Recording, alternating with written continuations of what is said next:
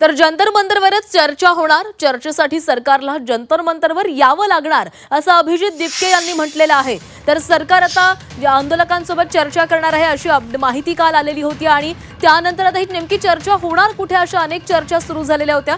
त्यावर आता अभिजित दिपकेंनी प्रतिक्रिया दिलेली आहे। जंतर मंतरवरच ही चर्चा होणार, चर्चेसाठी सरकारला जंतर मंतरवर यावं लागणार असं वक्तव्य अभिजित दिपकेंनी केलेलं आहे। मागच्या सरकारकडे गेलो होतो चर्चेसाठी, पण सरकारने 5 तास बसून ठेवलं। 5 तासात ते फक्त 10 मिनिटं बोलले। तर त्यांनी एका प्रकारे आमचा पूर्ण टाइम वेस्ट केलेला आहे। आता जर सरकारला चर्चा करायची असेल तर ही सरकारच्या घरी होणार नाही, आता ती जंतर मंतरला।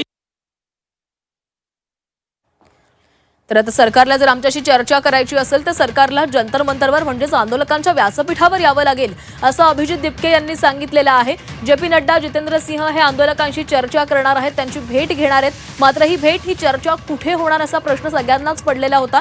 त्यावर आता अभिजित दिपकेंनी प्रतिक्रिया दिलेली आहे। जंतर मंतरवरच ही चर्चा होणार आणि सरकारला इथंच चर्चेसाठी यावं लागेल असं अभिजित दिपके यांनी सांगितलेलं आहे।